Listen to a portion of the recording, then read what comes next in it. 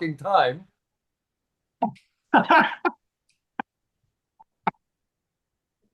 Hello, hello, everybody. Welcome to a discussion of Lit RPG. Look who's back! Look who's here! It is AP Canavan, a critical dragon who has been busy plotting his nefarious nemesis type plots. But he's back for a bit because I don't know why he wanted to talk to us about Lit Yeah, I mean, RPG. I wanted to check in with the medical community when he asked me to be on a stream because I don't know if his IQ dropped 100 points since last he left off, but to have Brian from BellTube on an AP, show, yeah, something is amiss. Something is afoot, I should say.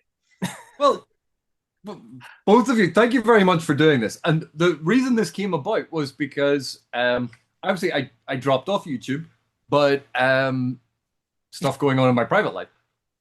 But I started reading because it was so popular and it's an interesting subgenre.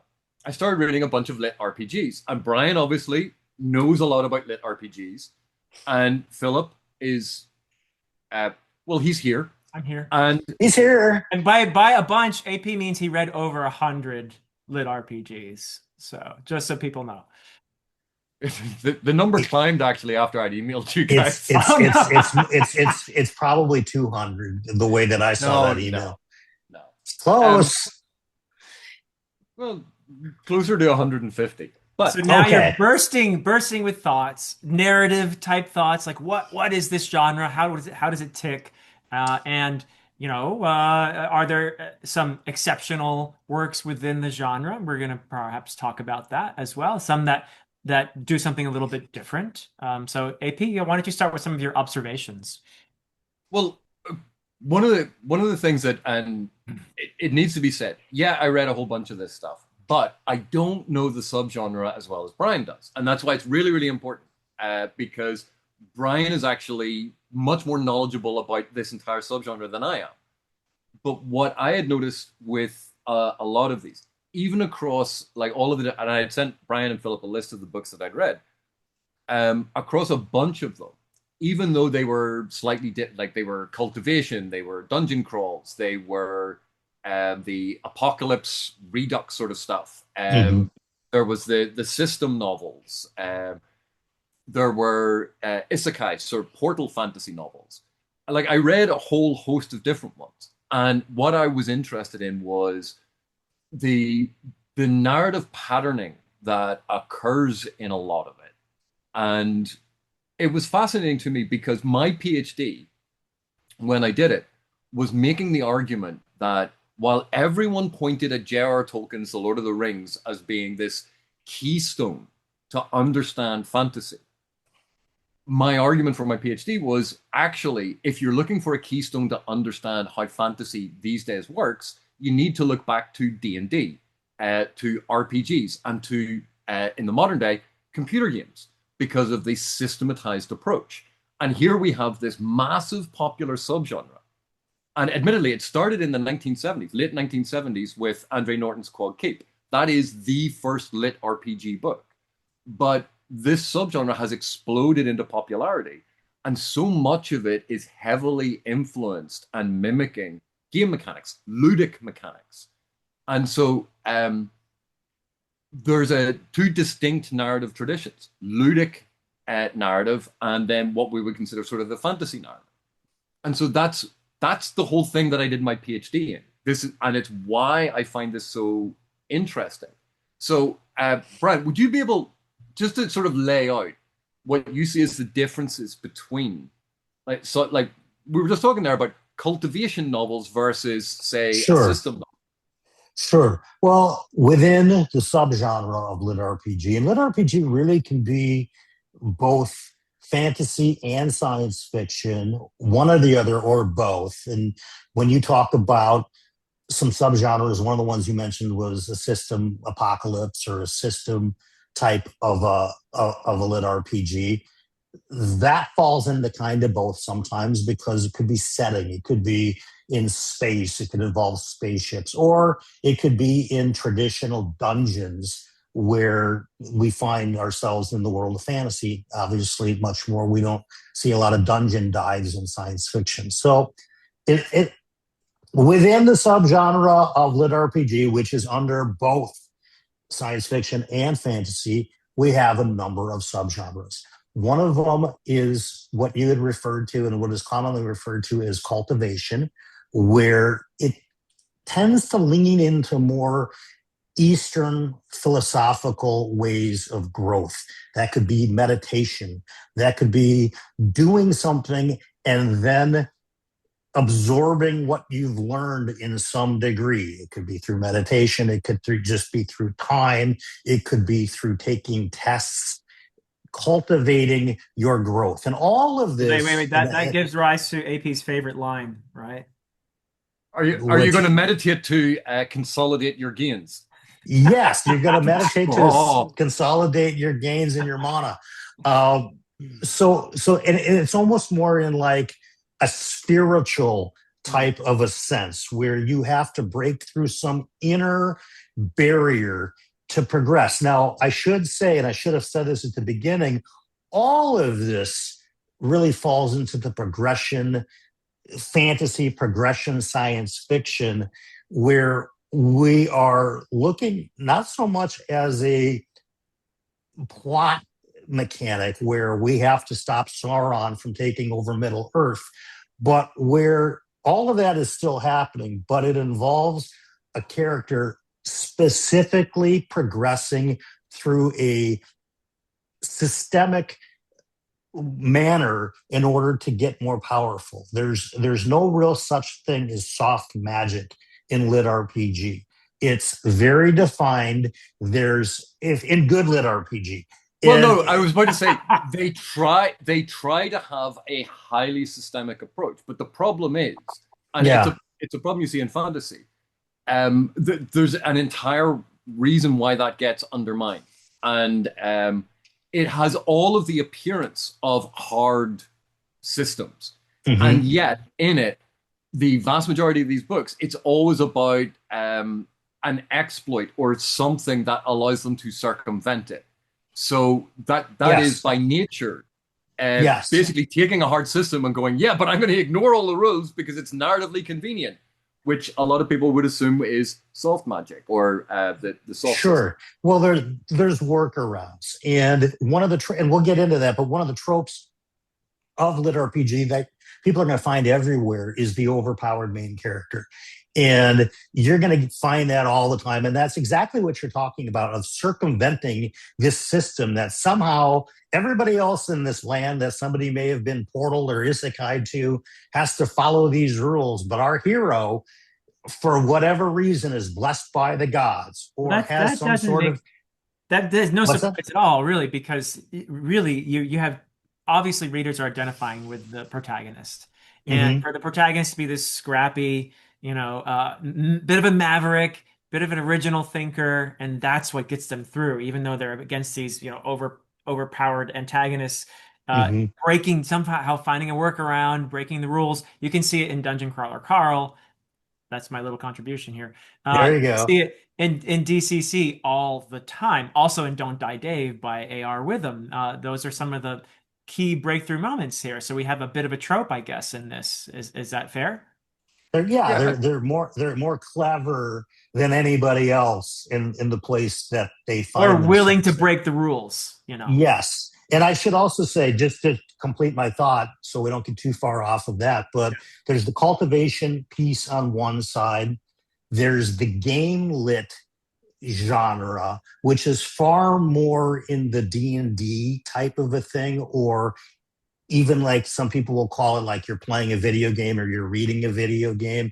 That's going to be more in the game lit side of things. That's going to focus more on the loot that we might find in a dungeon or particular items that we acquire throughout our journey.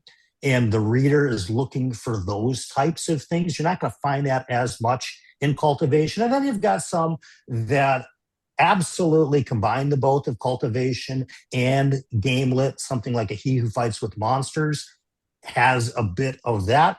And on the other end, you've got what we would call a sentient antagonist, like a dungeon, which are dungeon core genre books. That the only real difference there is that the point of view is from the dungeon itself's perspective. We have a sentient dungeon that is building rooms within itself. And as that dungeon gets stronger, they can generate more difficult antagonistic monsters. They can generate bigger traps. They can do those things. So I've never really been a big fan of the dungeon core genre, but people that play Dungeons and Dragons, particularly people who enjoy being DMs in a Dungeons and Dragons game, tend to really gravitate towards the dungeon core genre because that's their wheelhouse. They love creating the traps. They love creating, the monsters that nobody sees coming. And they get that in that genre. And you're not going to find that, a lot in fantasy. You're not going to find a sentient cavern that is generating its own, monsters for our heroes to traipse through, where we're actually rooting for the cavern. So there are different perspectives, but I think AP has a really good point that ultimately we're choosing in which manner we're going to progress. Is it through the experiences that we gain and we just sort of automatically get them? Is it through some higher power? It could be gods, like in the good guys and the bad guys. There's gods that are popping up everywhere giving boons. Or is it simply you have to learn your inner self and meditate to get your gains in that fashion? And that's where you're going to find books like Cradle. That's where you're going to find maybe more books. Like I said, there's a little bit of He Who Fights with Monsters in that. And I should say, having just come from LitRPG Con this last weekend, it is a rabid fan base. And for anybody who's watching that thinks this is a small subset of fantasy, that's only because you've only looked at books that are for sale at the local Barnes and Noble. And even that now is becoming taken over by Dungeon Crawler Carl. He Who Fights with Monsters by Athon Books is now all over the place. You're going to start to see Discount Dan by Shadow Alley Press all over the place. This is going to be its own subsection in the bookstores very, very soon because everybody is seeing what is going on with Dungeon Crawler Carl, and they all want a piece of the financial action that has been very clear to those of us who've been reading this stuff for a long time. I've been reading it religiously since 2013, but I know even before that, there was an author named Joel Rosenberg that wrote this kind of thing back in the 80s that I was reading too. Wow. Yeah, and Raymond E. Feist had the novelizations of a bunch of computer games, so Betrayal of Condor and things like that. Mm-hmm. We were talking about the Dungeon Core books. There was a computer game, Dungeon Keeper, which was precisely that. So much of this is wrapped up in the game mechanics, but the point I wanted to go back to was something that Philip had raised. A lot of these present themselves as like the underdog fighting against the overpowered system or the overpowered gods or struggling to make their way in the world. And it's actually an illusion because, as Philip points out, a lot of these central characters, particularly across the ones that I'll give that list if we put that to the bottom so people can see the ones that I actually looked at. Sure. But although it's meant to be presented as an underdog story, firstly, it's not, because the main character is given tools that far exceed what they should have. So it's not an underdog story. Mm. And even then, one of the major issues that they have with these characters, particularly when you see series extend, because they start then adding on more and more and more things, in order to try and have any sort of tension, they go, oh, right, now he's fighting a god. And you go, but the major issue with that is, again, it's an illusion of both progress and it's an illusion of tension. Because no matter how big that number gets, big number go up, big number, we want to see big number. It is absolutely meaningless because it's all about relative power. It's not about the actual statistical representation. That is meaningless. Because if you have someone who has, let's say, strength 10 and someone who is strength 15, the person who is strength 15 is half again as strong as the person who is strength 10. if you have someone who is strength 10,000 and someone who is strength 11,000, the difference is only 10%. Therefore, that is, in relative terms, a much easier person to fight. But because number get big, people go, oh no, but this is like 10,000 versus 11,000. And you're like, no, it's not. It's actually, this is a much easier opponent. This is no Have dumb. you been studying math as well as reading LitRPG, AP here? Everyone studies math. You're not wrong there. You're not wrong at all. And I think you've read enough long series at this point to justify exactly what you're talking about. It's all very relative, because obviously in a book 12, you're not going to have the main character cleaning out rats out of the local tavern's basement. The challenges have to get bigger in scope, and that's when you start to see these cosmic entities. But again, the tension is only relative, because it's seemingly just as dangerous. But the series have to keep going because there's fans of the series. And a lot of these, by the way, are web series. A lot of these books started off on Royal Road, where, authors are writing a chapter or two and uploading them and seeing if anybody enjoys what the story of it is. And one of the challenges is... I was going to say, Brian, Royal Road is how I skipped ahead of you and He Who Fights for Monsters. Exactly. And I'm not a fan of web series. I mean, just strictly speaking, they're not edited well or at all, or sometimes at all. And they become very repetitive. And it was interesting. I was talking to my friend Andy, who does marketing over at Athon, and they've got this beautiful edition now of He Who Fights with Monsters 1 and 2 coming out. And I said, did you guys edit book 1 at all? I said, because when you listen to the audio, it's so repetitive, because it could be some time between chapters getting uploaded and the author doesn't want their reader to forget what's happened, so they repeat. He said, yeah, we went through it and really clipped out a fair share of the repetition. So, I mean, I think that's something you don't see that much by the time something gets to published in other genres as much. This is far more easily and loosely published as a genre than most. Well, you were, as you were talking there, I shook my head at something. And I want to assure you, Brian, I'm not disagreeing with your main point. I'm disagreeing with how you phrased it, because we were talking about that progression and the illusion of progress and the illusion of thing. And you said it has to get bigger in scope. I said, no, it doesn't. Scope is not the thing that is the issue. Tension is the issue. Because what everyone forgets, or seemingly everyone seems to forget, is, so if a person has no skills and they're fighting someone who has a bit of skill, you're like, oh, they can get very seriously injured. But if the person then, oh, well, I've got my skills now, but the person they're now fighting now has the defensive skill. So it's the same relative distinction. And it doesn't matter if it's a punch to the face to break their nose, a punch to the face that's going to explode their head, a punch to the face that's going to explode a planet, because the skills always are relative to one another. So it doesn't matter if the scale gets huge. It makes it in a lot of ways worse, because everyone can understand if you were taken from this world and suddenly put into a fantasy world in the portal fantasies, that this is scary and you have to do these things, and it's on a human scale. But once it gets up to that, well, the maximum for a human, let's say, is 20 strength. Sure. And they have a strength value of 253,000. You're like, that number might as well be 40, because the number becomes absolutely meaningless, because they might be at 250,000, but the other person is at 254,000. You're like, it's just basically the same number. Or even they have 250,000 great strength, but the other person has 250,000 dexterity. It's like, how could you ever touch them? It is impossible if this is how it works. And that's because they keep thinking in terms of this linear progression, but it's not.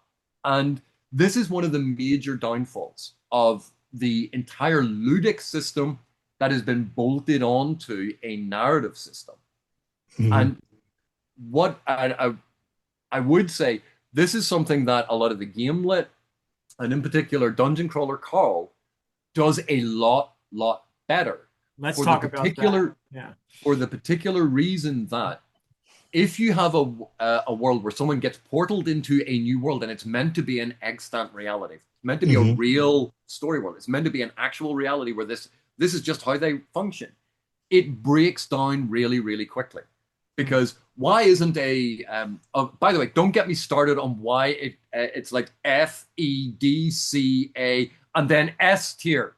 You're like, unless it's a computer game built in Korea and played in Korea, why are you making S tier? That's below F. Have an actual system that makes sense. Stop copying things without, oh, it makes no sense. It drives me nuts. Oh, and this is S plus.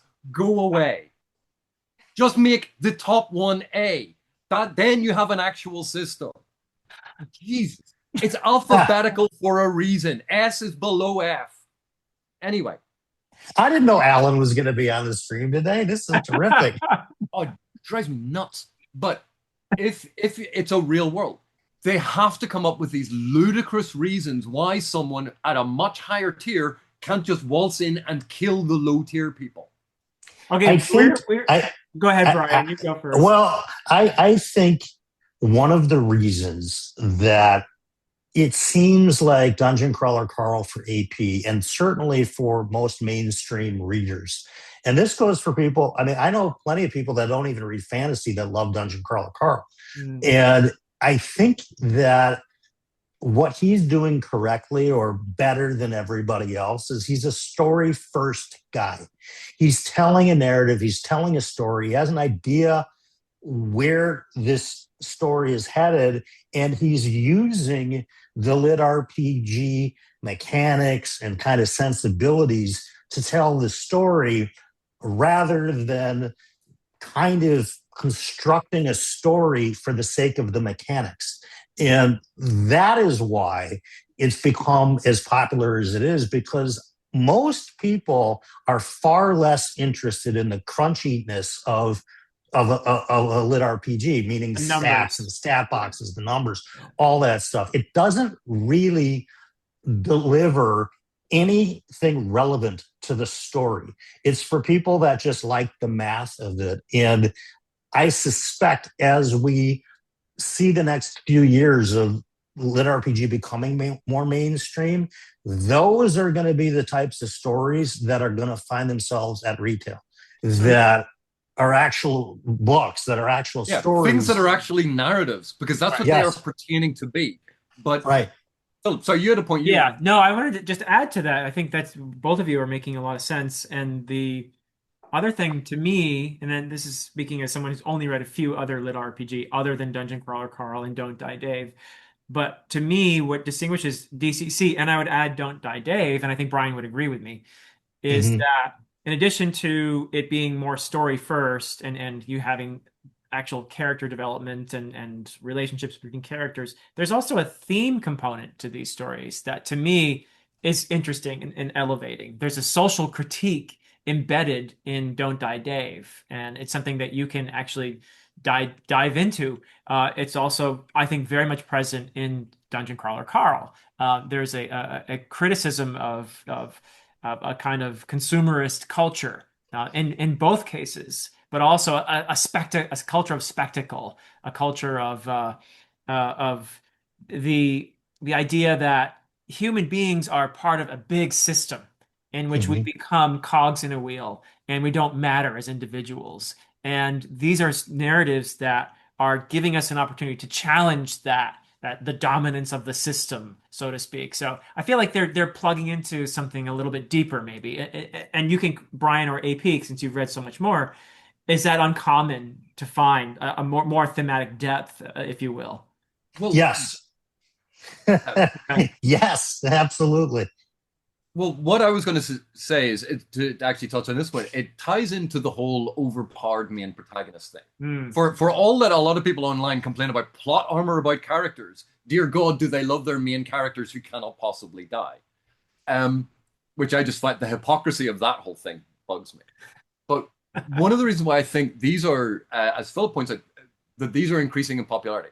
When we have social stresses in real life, when we feel powerless, this is when power fantasies become incredibly popular. They are wish fulfillment. They are power fantasies. It's giving rise to an answer to a lot of the helplessness that we are feeling in real life, where things are spinning out of control, where we can't control things, where we feel like some insignificant cog. And here we're going to make the entire universe bend to our will.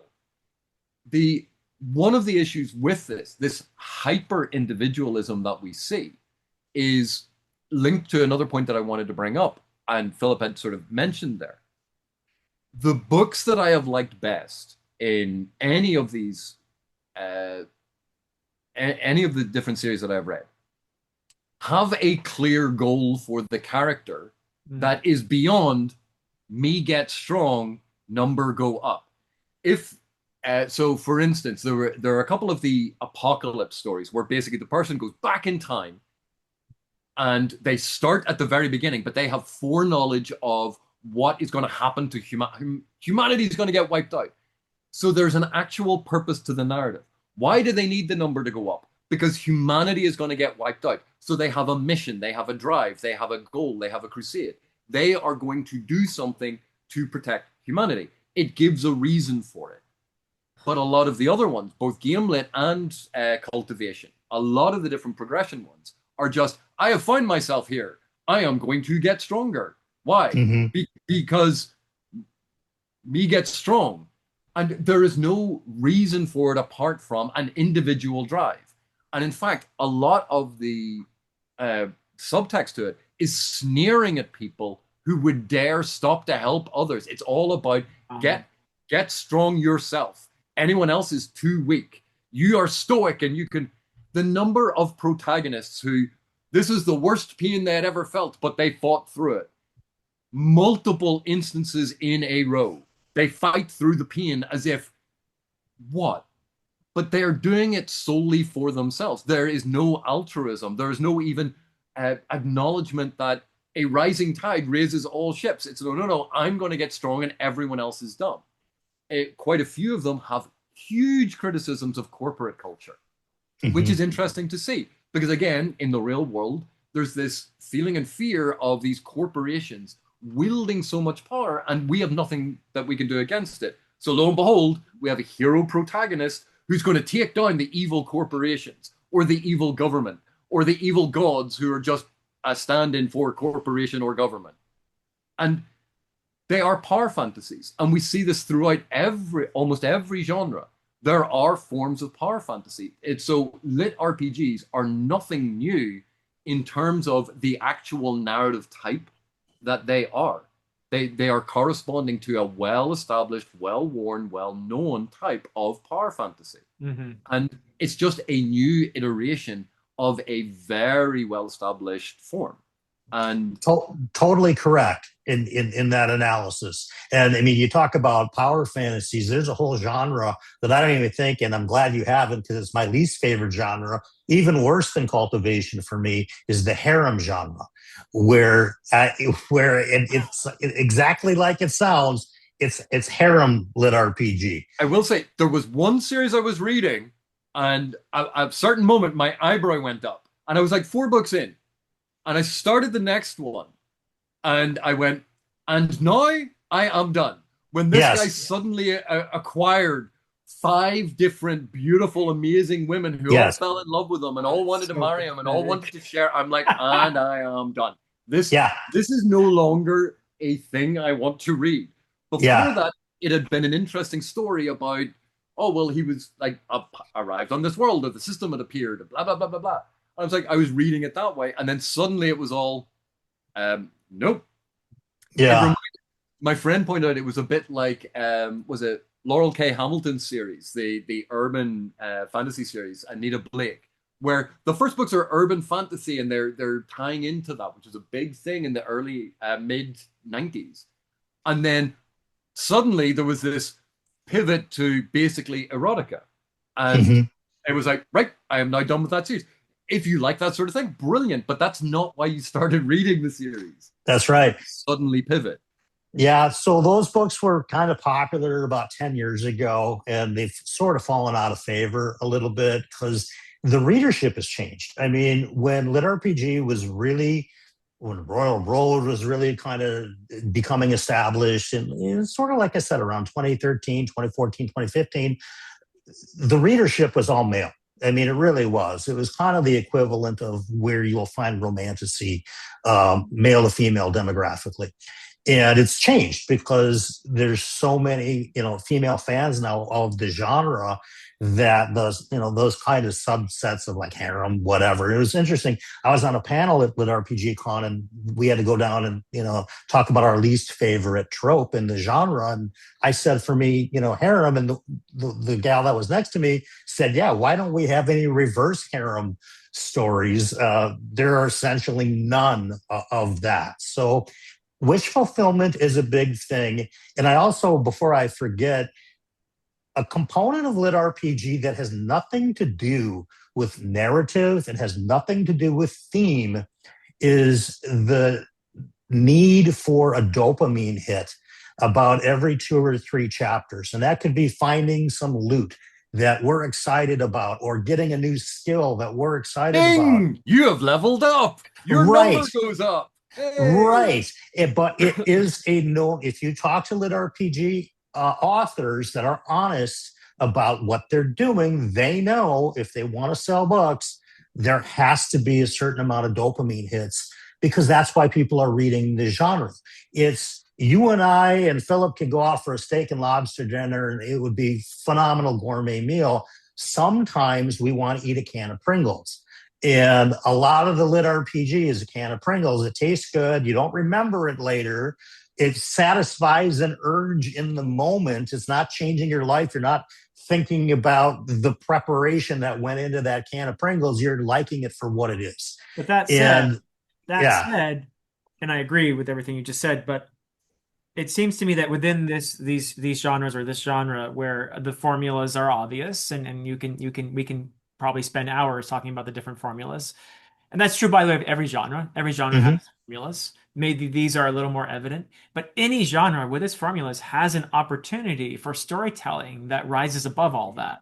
And I think you have examples, like, again, because I haven't read many others, Dungeon Crawler Carl. It seems to me like the AP, before you were talking about how there's this sort of just power up at whatever expense of other people, and never mind, they're just casualties along the way. You don't even think twice about them.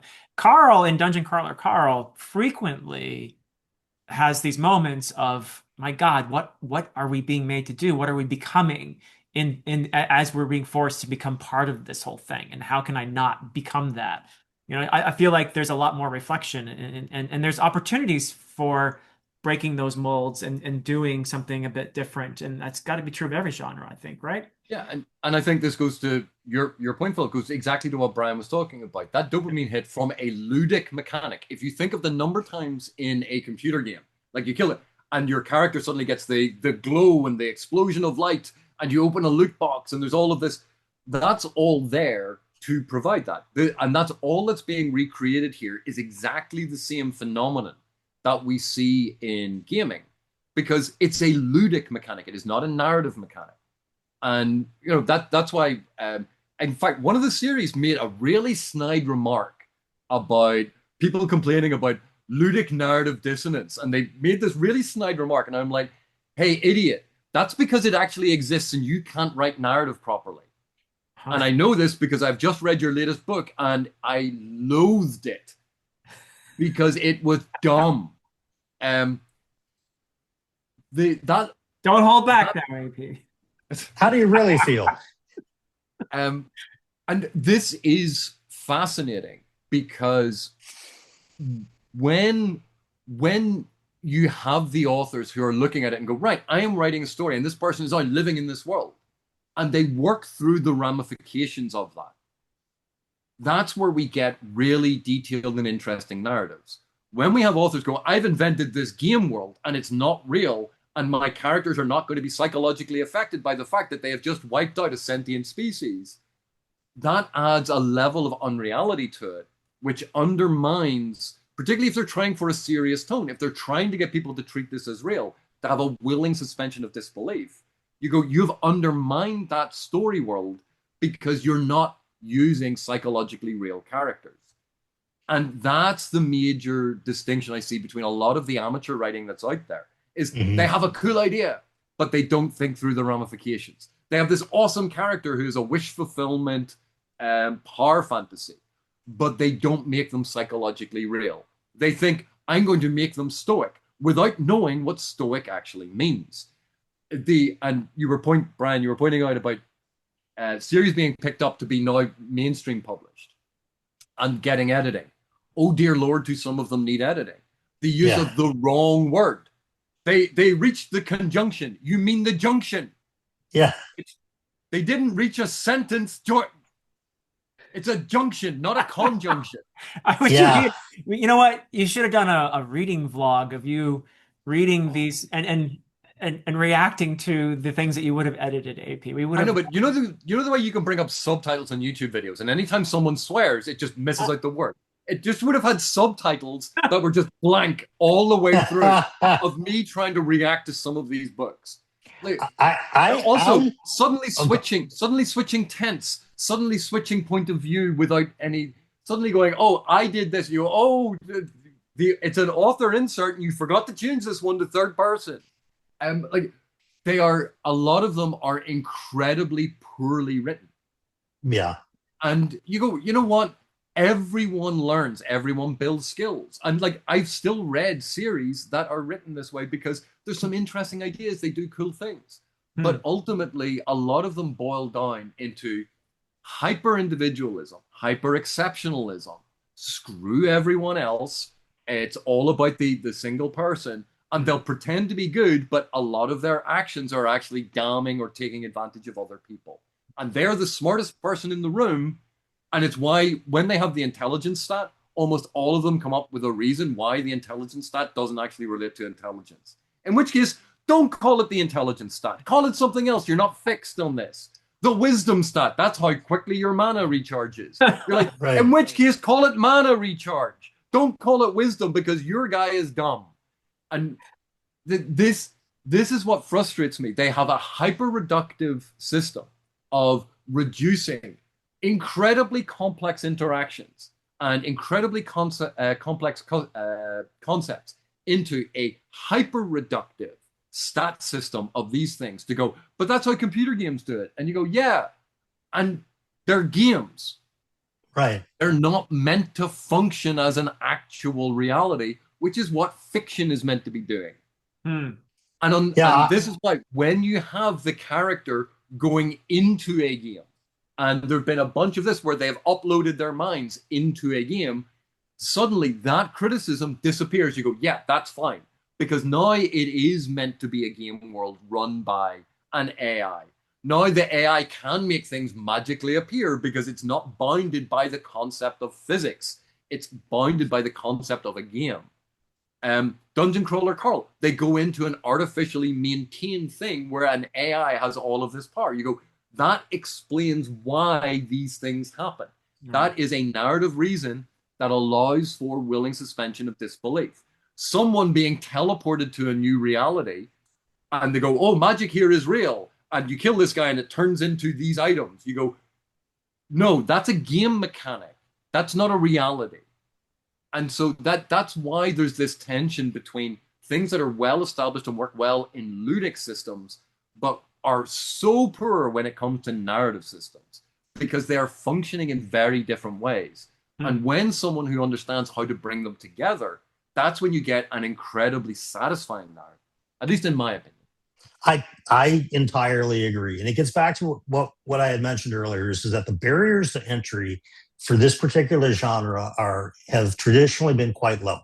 And you'll get people that from a technical writing standpoint just really aren't ready for prime time quite yet. They haven't developed, the correct words to use in a sentence like you talked about, let alone overarching themes and how a story needs to flow and how they can incorporate their maybe unique ideas of a mechanic into the actual story that they're trying to tell, that has a point, that has a theme, that you can walk away from the book like a Don't Die Dave and think about the healthcare system a little bit, or you can walk away from Dungeon Crawler Carl and think about the consumerism and reality TV, and does any individual life really matter besides, corporate identity and corporate interest? You don't get that in most of the stuff that's in the genre yet. I suspect what's going to happen is we're going to get some better authors also jumping into the mix because it's popular. And if you're an author and that's what you do for a living and that's what sells books, there's no reason not to do it. One statistic that I've heard pretty resoundingly from people that sell a lot of books in the industry is that there's really only about a 10% crossover between epic fantasy readers and lit RPG readers. Wow. If I was on my panels over the weekend and I said, how many of you have heard of Awaken Online, or how many of you have heard of Ascend Online? Everybody's hand would go up. If I said, how many of you have read the Malazan Book of the Fallen, or at least the Gardens of the Moon, it would be 5 to 10%. Of the hands that would go up. The crossover is really limited. And I think, that's actually why I started my channel, was because I was like, there's nobody out there that's talking about both of this stuff. They're either all talking about the Wars of Light and Shadow, Realm of the Elderlings, The Dark Tower, A Song of Ice and Fire, or they're talking about lit RPG and have no idea what any of those are. And I happen to fall in that 10% that likes both for different reasons. Sometimes, quite honestly, I'm in a mood for something that isn't great narratively, something that doesn't really have any theme. It's why I'll watch a stupid TV show from time to time. It's why, sometimes, well, obviously Philip would have a nut cutlet, but like you could have a steak and be really interested in it, and then other times you go, I want the greasy cheeseburger. Yes, that's right. But my problem with this is, as a narrative construct, as a subgenre, there's no reason why lit RPG has to be a greasy cheeseburger. It has, correct, like any form of narrative. It can be brilliant. It can use these things to explain stuff in a way that's interesting and engage readers. One of the issues that I find is I was getting increasingly frustrated with the illusion of progress in something that was meant to be about progress. Because whether they're an E grade fighting a D grade, or a D grade fighting a C grade, or a C grade fighting a B grade, you're still doing the same thing. It's just highly repetitive. And particularly with the longer running series, it's almost like an author has no idea how to end it. They're just milking at this point. And then suddenly it's like, oh, well, in C grade, there's now this level, this level, this level, and this level within the C grade, where you become a hegemon, where you become an autarch, where you become, and he's like, where did all these things come from? Oh, you're just extending it out because none of this makes any sense and it's all just the same thing over and over again. The limited series, the ones that actually have a point to why they are writing, those are the ones that I have found that have been really, really interesting because they are writing toward a point. And, Brian, your point about lacking a crossover.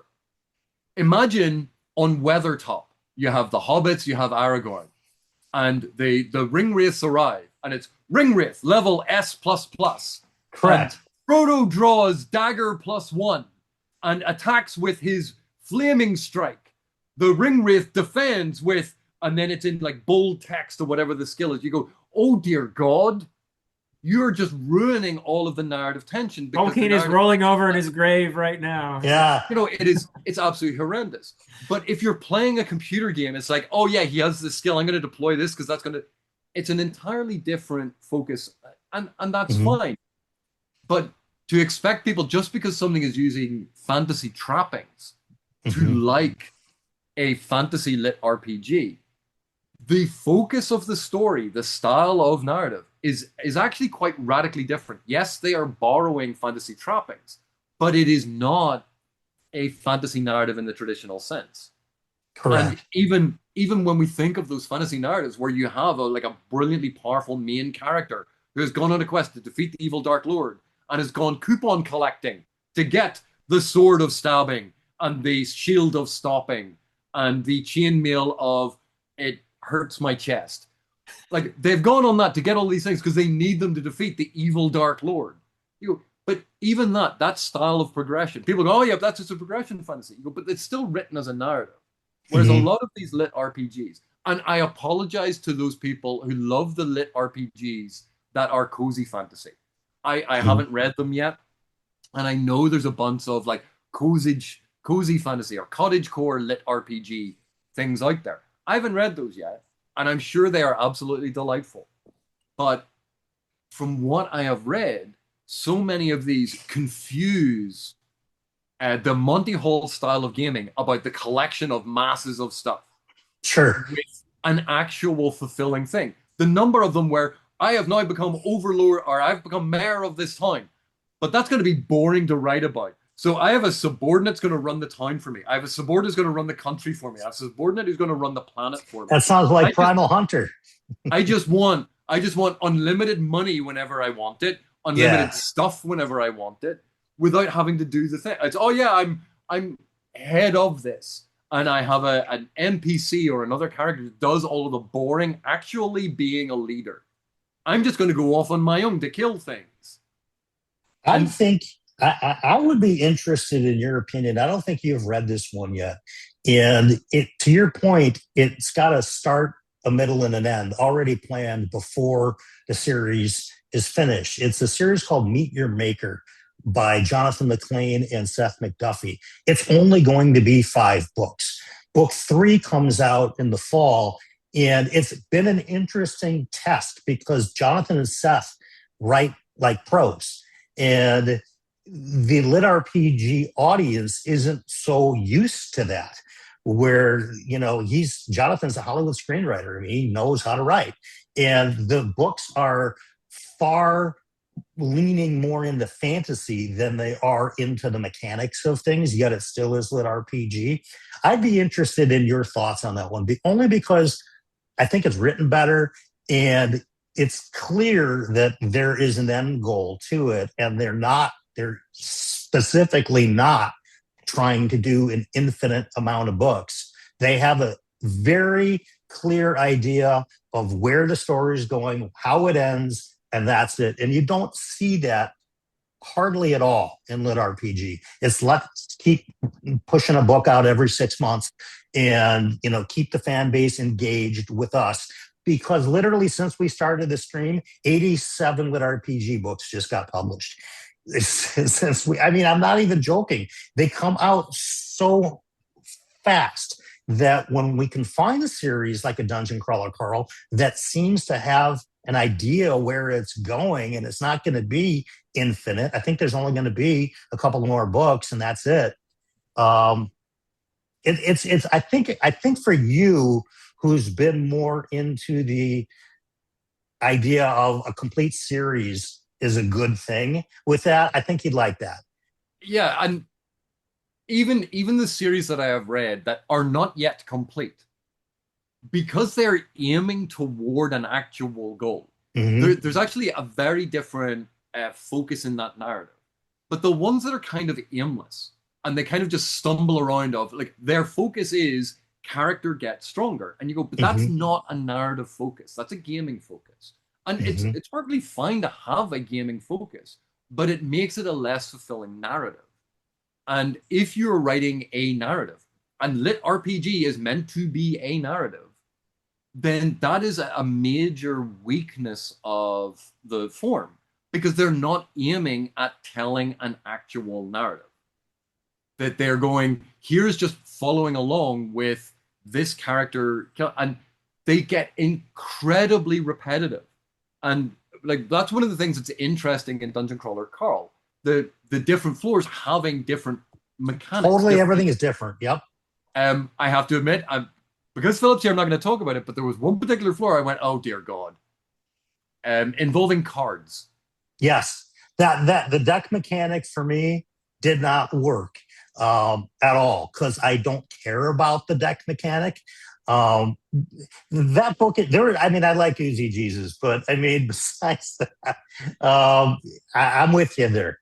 It seems to But, me that we have an opportunity, though, here in this genre, that there is no disputing that Dungeon Crawler Carl has transcended lit RPG.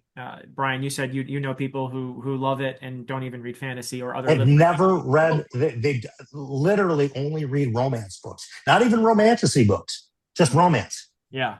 So there's an Like, opportunity Philip, here hang a for second. something. Yeah, Go ahead, I, AP. I'll let you make your point, but I want to quibble about something. Dungeon Crawler Carl does not transcend lit RPG. It is an excellent example of Uh-huh. lit art. That would be the one quibble I have. The idea that lit RPG is somehow um, lesser. It's not. It's a narrative form. Well, in the sense But that people are reading it who don't read other lit RPG. yeah, that's not It's transcending the genre. transcended You its know, usual you market. understand how words work, Philip.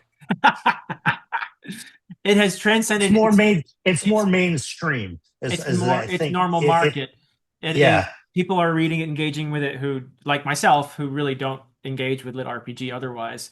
And I do think that a lot of it is because maybe it does things that are outside of the normal expectations, that it is leaning more into other kinds of literature in its exploration of themes and in the way it's developing its characters. And in other words, there are strengths to be gained from in a way like similar to an author dear to all three of us, Stephen Erickson will use a lot of literary conventions that appear outside of fantasy.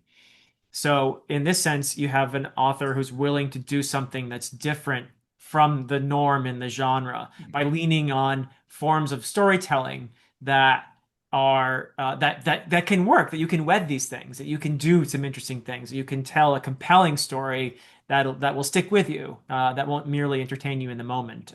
Which is, and again, nothing wrong with that hamburger, guys, especially Mhm. Yeah. the veggie burger But from. and Philip, to that point, like I remember a discussion we had about the usefulness of when you have a main character, the usefulness of having a secondary character with them so that you can have dialogue.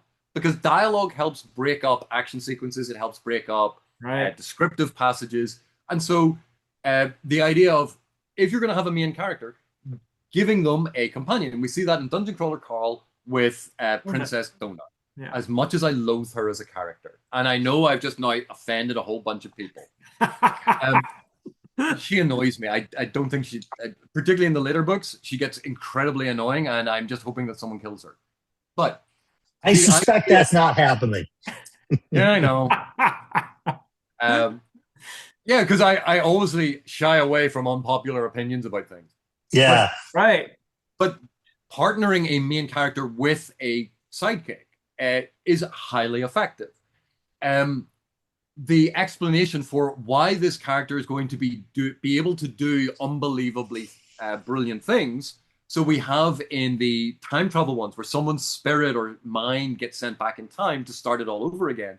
They have advanced knowledge that allows them, even at a lower level, to outperform higher level characters. You go, again, that works incredibly well. It's a very reasonable explanation for why they're doing things. In Dungeon Crawler Carl, you have a mentor figure, Mordecai, who comes in and is like, oh, I can give you advice on what this thing is. I can fill in details. I can make you a potion that other people can't have access to. So again, there is a very believable mechanic built in to supply that narrative function to enable the character to do things beyond their level or to get away with things. Where it becomes difficult is in, say, dual class, where it's, oh, because I've played a bunch of these games, I actually know how this works. But the whole point is it's meant to be real life, not a game. In Primal Hunter, oh, perception is the best stat. I really wish someone had just killed them at the beginning.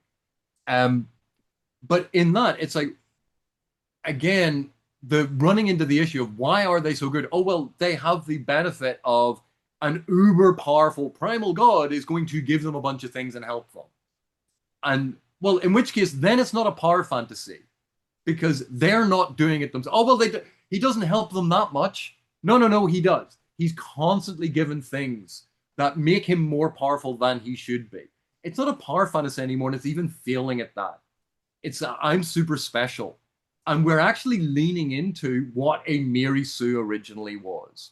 Mm-hmm. And that's the thing that I think a lot of people fool themselves with, in that there's a very flimsy layer, a little fig leaf put over the fact that these are Mary Sue power fantasies where they are super special.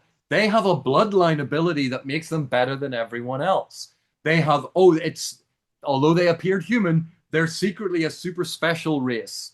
Look, every single time there's this reason why they are so much better intrinsically That's than also everyone true else. of fairy tales. That's true of fantasy in general. That's a fairly common. Why is Frodo better than everyone else? He's not. Well, I didn't say it's universal, but you can find plenty of examples where it turns out, oh, well, you're actually royal, so that's why. Yeah, Conan. the Conan, long lost. I mean, Uh, Conan is Yeah. undefeatable for inexplicable And reasons. some of the Yeah. best ones are different, and because they're more conscious, they're more introspective, they're more subversive, you know. but having someone who is introspective, having someone who works very hard at understand, that's the character doing something. But to Mm, have them, oh, I was born with this ability that makes me better than everyone else, right. that undermines the fact that it's a power fantasy because it's no longer a power fantasy anymore. It's a Mm. chosen one, Mhm. um, that they can do these things because they are super special. And They're you're the like, chosen one. Yeah. oh, well, now we're edging into different narrative territory. And again, when it's pretending to be, I'm punching up, I'm the underdog. You go, no, you're not. You have a super special hereditary bloodline that makes you better than everyone else by base. That's not you being punching up. That's you being blessed as a chosen one. And we're actually edging into different narrative territory. And again, I think that's one of the reasons why I find a lot of these things frustrating because if they want to lean into punching up, being an underdog, fighting the system, there are all sorts of ways that you can do that. But as soon as they start making it a chosen one fantasy, you go, right, now you're telling a different story. There are different ways that you can make that interesting. But you're not doing it because you're not aware that you're doing a chosen one. You think you're doing an underdog and you're not.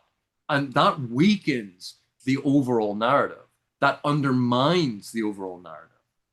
And that's the thing that I find frustrating. When someone comes up with a good reason for why one of the higher level people can't come in, you go, that's thinking through your story world, thinking through your construct. And I'm always impressed by that. The one where it's, oh, well, if they are a higher level, then the other higher levels would jump in. And you go, well, that's just nuclear deterrent theory. That's game theory from that. Not ludic theory, game theory. Mutually assured destruction. And Mhm. you go, yeah, but you've just described how a bunch of them are insane. So that doesn't work. Who's I, I really do think that much of the genre and certainly most of the books are either author wish fulfillment or targeted wish fulfillment to the reader. And that is one of the big draws. And Yeah. it's very possible that a lot of lit RPG readers, myself included sometimes, that were there for the wish fulfillment, even though at the sacrifice of the narrative. There, even like as much as I read, I mean, I'm today just starting Initiate's Trial by Janny Wirtz, right? Book 9 in the Wars of Light and Shadow. And I'm also listening to the most current Dungeon Crawler Carl book in audio because they do different things for me as somebody who yeah, likes to consume story. And sometimes story isn't even story. It's not narrative. It's just a bag of chips that I'm eating on the way to the yeah. grocery store. But if it's not narrative, then it cannot be story. Right. What we're talking about there is, yeah, again, you're reading something.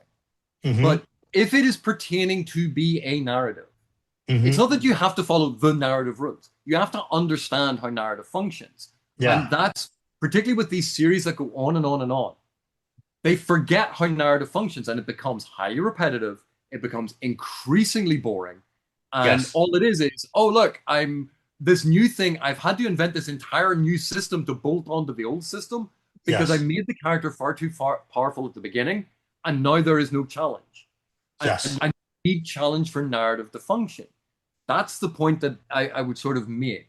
If they are lit RPGs are meant, the lit part is important. Yes. Literature, it is narrative. But a lot of them are just falling into narrative notes for an RPG system.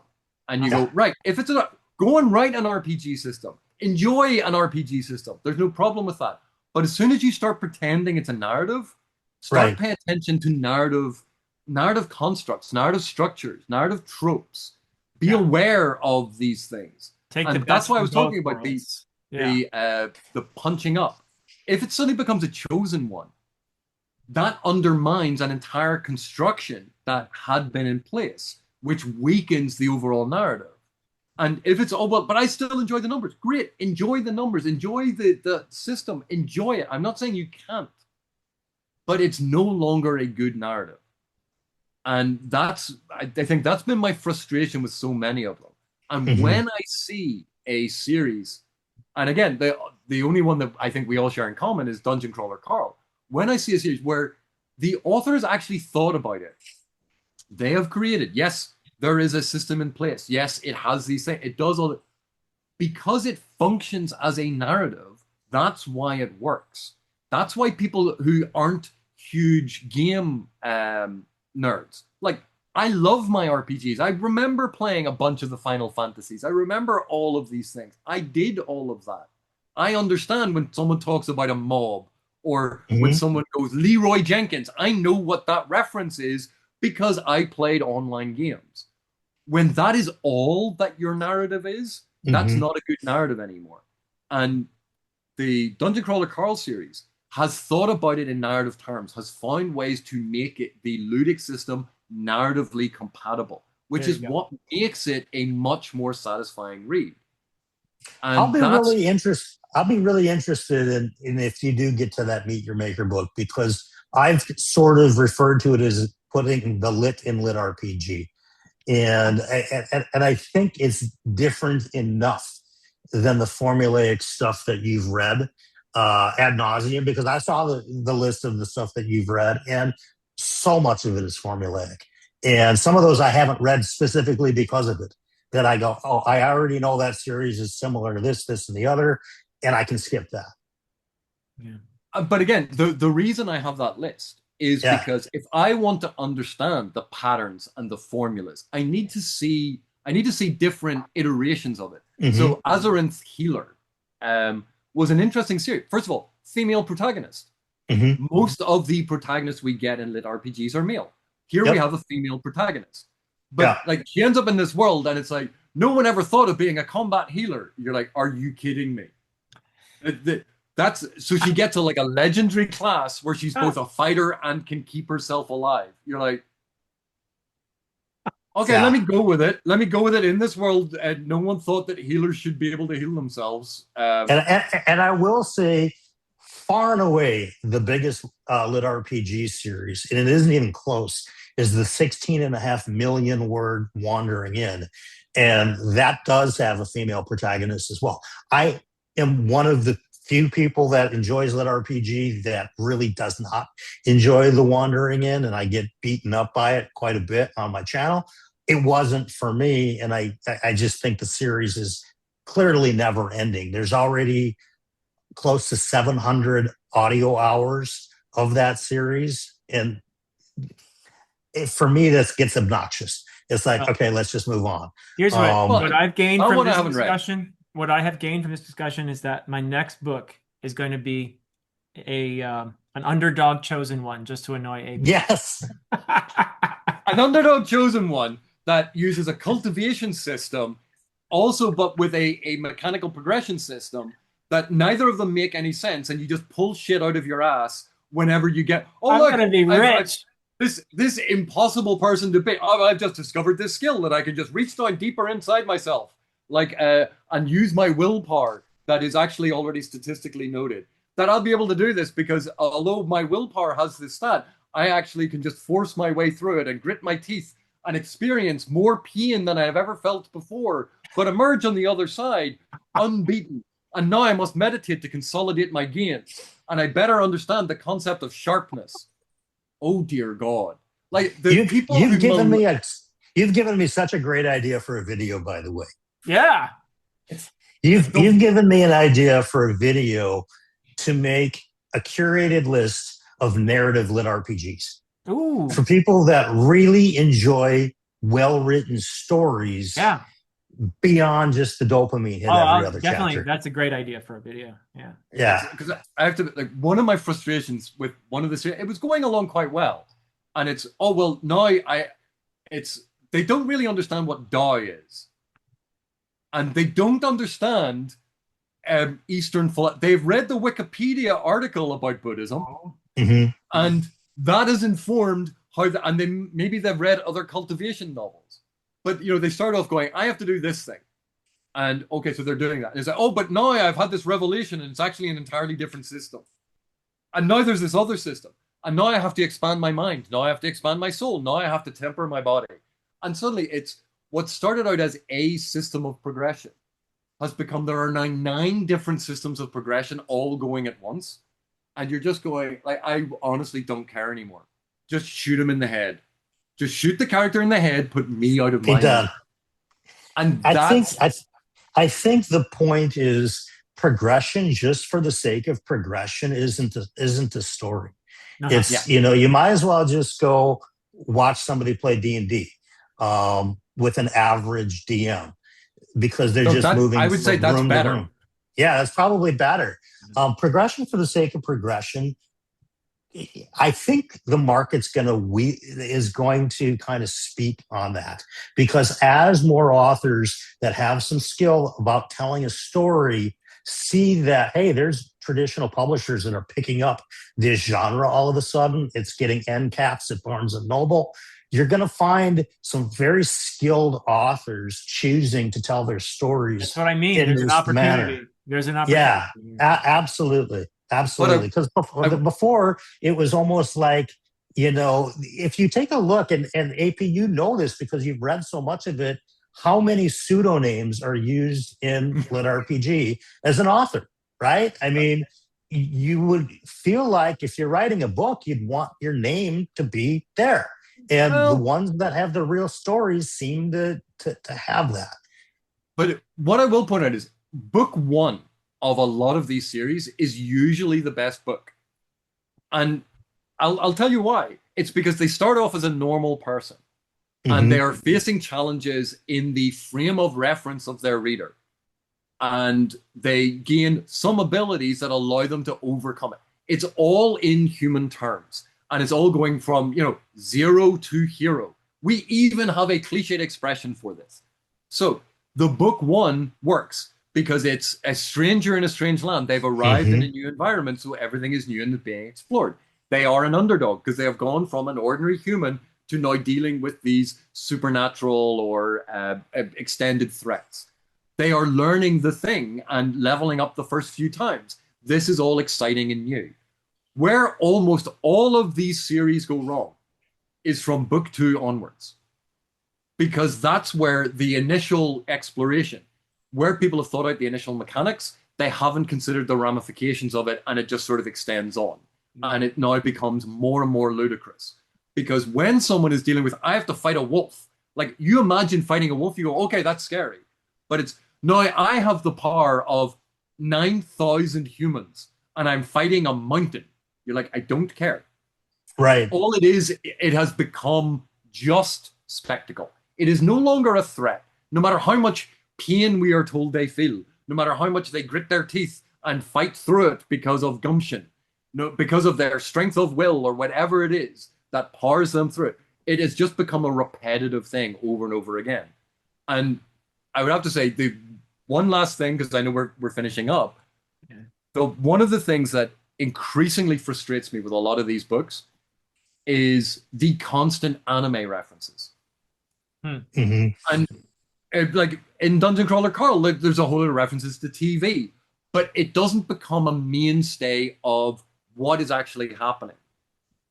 But the constant need for manga, and that is pure sort of fan service, because there is a huge crossover between gaming, anime, and lit RPG. So it's catering to their wheelhouse of knowledge, and you go, that's great, fine, but that shouldn't be a substitution for actual storytelling. And that's my major issue with it, because you go, yeah, I've read some manga, I have watched quite a lot of earlier anime, but I'm not up on Dragon Ball Z. Right. And therefore, like, but I'm perfectly capable of looking the damn thing up. And that's the thing that frustrates me is the substitution of in TV criticism we call it member berries. It's like, here's this thing. Look, everyone, this is from this anime that you know. It's treating the readers like they're idiots, and I hate that.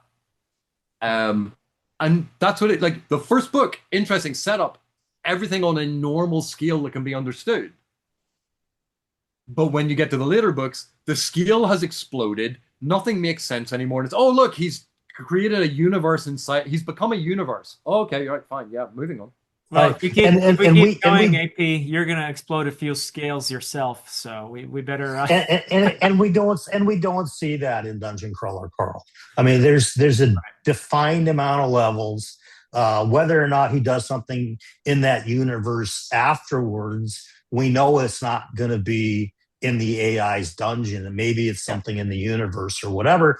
But to your point, and I haven't really thought this through until today, but I think you're really correct that when you start talking about 15 book series that don't have an end in sight, that we don't even really know what the goal is because there isn't one, and it's just another battle and more loot, whatever. It falls really short, and I The totally goal is agree with more you about. sales. That's the goal. Yeah, that's right. And I totally agree with you about book ones because not only are we, as the character, learning what's going on, we, as the reader, are learning what's going on.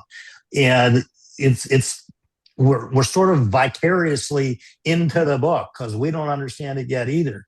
But by books 4 or 5, or even sometimes, like you said, 2, we get it. It's no big surprise anymore. Now we need a story because we've read the instructions. We've read the user manual. Now we need an actual story that is built upon what we've learned about where we are and who we are in a book one. And the ones that are doing really the best right now, I mean, at least for me, when I say do the best, I don't mean sales. I mean highest ranking are the ones that initially tell us what's happening, and then there's an actual story behind it. And thank God there's themes for Philip, because otherwise Philip wouldn't know what to do if there's no themes to analyze. Yeah. So yeah, I lost. love it. But I am just blown away by AP's willingness to not only make a video about LitRPG, but to do a deep dive the way that you have, because you didn't read 4 books and say, oh, okay, I understand the genre. I mean, 150 books is plenty to have a pretty decent idea of what's out there and who these books are for.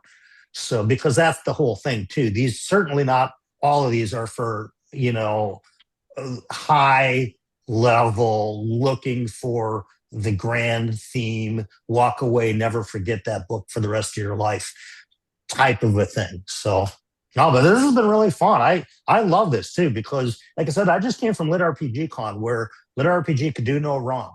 And, I'd probably be tossed out of the hotel for a couple of my opinions. That'd probably be persona AP, non grata. AP would be persona non grata. But your points are impossible to argue with. You're not just, poo-pooing the genre. You've read enough to know this is the good parts of the lit RPG. This is the stuff that really isn't narrative story at all. Well, But there are opportunities. Yeah. Well, before Philip signs us off, because I know we're finishing up, yes, very, very quickly. One of the things that used to frustrate me, I hated when people dismissed fantasy because, oh, it's not proper literature. Because of that, and I did my PhD in this stuff. Because of that, I always take this stuff seriously. I treat it seriously. I treat it with respect. I didn't go into reading lit RPGs going, I'm going to hold my nose to find out. No, because that is disrespectful to the time and effort that a lot of authors have put into these things that a lot of fans greatly enjoy. And I treat it seriously. Is it for me? Is it going to be the best genre that I ever enjoyed? No, probably not. But that doesn't mean I treat it with, despite some of the things that I've said, I don't disrespect the authors or the works. I treat them seriously. I treat them as any other form of literature. If I have a problem with narrative patterning in it, I'll talk about that problem. If I like an aspect of it or I think it's been done well, I will talk about that because they deserve to be treated seriously. They are a genre within this wonderful sort of melange of speculative fictions. Like, that's fantastic. Let's look at it. Let's understand it. What frustrates me about it is when people aren't making the best use of what it can actually do. And that frustrates me because that allows people to poo-poo it. Uh-oh. Oh, They're we have an escaped cat. Sorry, we almost just got knocked over by the Merlin man. He almost just took out the laptop. He's had enough of this. Well, AP, you did your PhD in fantasy literature, but I am Dr. Fantasy. That is true. Nemesis. So, and you're just gonna I have to hate you, live with Philip. that. I hate you. Like, There I'm can gonna only hunt be you one. down. There can only be one. Guys, thank you so much for this discussion. Brian, you're such a trooper, and thank you for hanging out with us and sharing your knowledge and your expertise and being such a great person. And AP, it does my heart good to see you in such excellent form. Yes, yeah. he's alive, everybody. He's alive. We don't have to put him on the milk carton. We don't have to do a wellness check. That was really the hidden reason why we did this video today, is to show proof of life. Yes. Yeah. Well, but thank you thank both. you both. Yeah. Excellent. All right. But that is it for us for now, everyone. Until next time.